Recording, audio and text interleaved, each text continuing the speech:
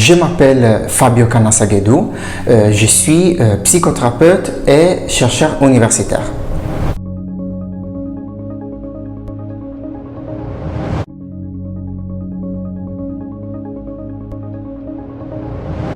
Le genre est un ressenti intérieur qui n'est défini ni par notre apparence ni par les caractéristiques de notre corps.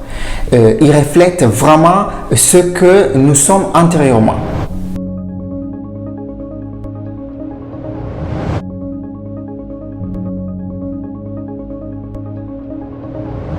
Pour la plupart des gens, le sexe biologique et l'identité de genre sont concordants.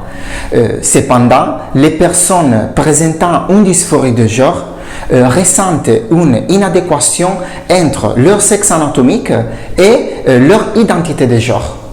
Ces ressentis peuvent conduire à l'anxiété et souvent à la dépression. Mais il est très important de préciser que nous parlons de dysphorie et non pas de troubles, car en fait les personnes transgenres ne présentent pas de problèmes mentaux.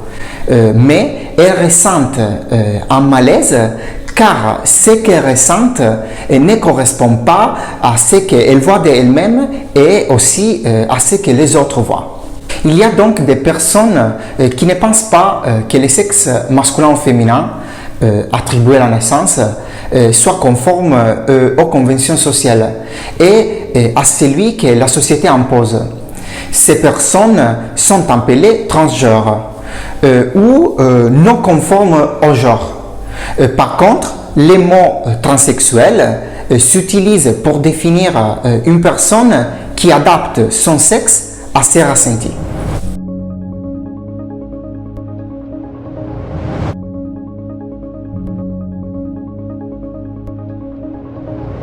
Quand quelqu'un est transgenre, il se demande pourquoi. Mais nous, chercheurs et scientifiques, nous ne connaissons pas la réponse pour l'instant. Cela pourrait être dû à plusieurs facteurs. Mais la vérité est que nous ne le savons pas exactement.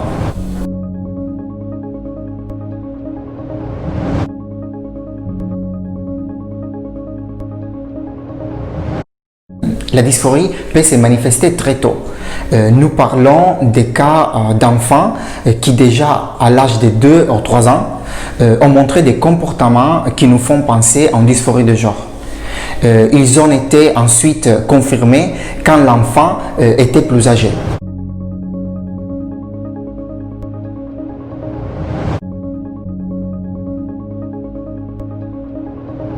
La réponse est d'écouter et de comprendre lorsqu'un enfant tente d'exprimer quelque chose.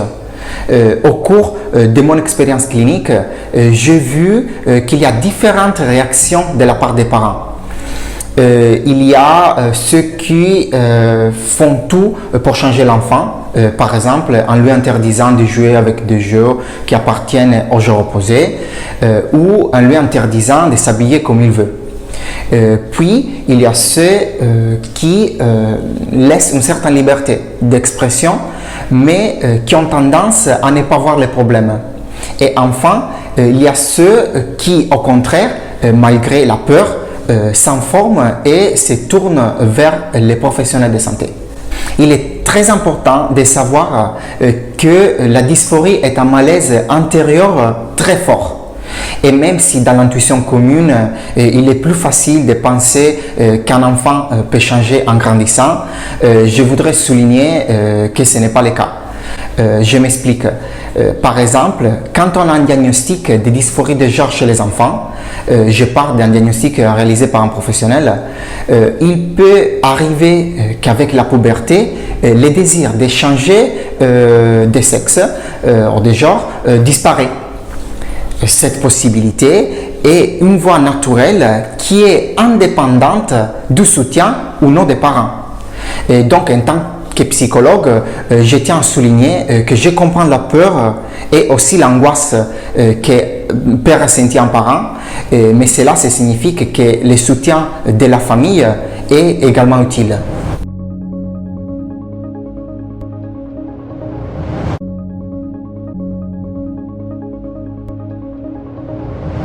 Oui, il y a une différence très évidente entre les enfants qui reçoivent un soutien et ceux qui ne reçoivent pas. Les enfants bénéficiant d'un soutien familial sont immédiatement en mesure d'atténuer les malaises dus à la dysphorie et donc d'avoir un développement psychologique serein. Au contraire, les personnes qui n'ont pas de soutien peuvent développer de graves maladies mentales.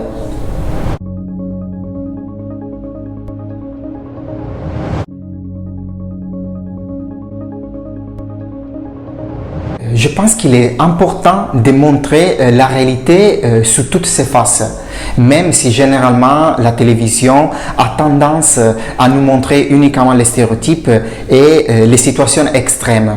Par exemple, j'ai appris qu'il existe aujourd'hui une émission télévisée en Italie à laquelle participe une actrice transsexuelle et je pense qu'il faut plus d'exemples de ce genre. Cette actrice n'a pas eu la gêne de montrer ses fragilités et en fin de compte, elle renvoie l'image d'une fille solide et épanouie à laquelle quelqu'un peut s'identifier.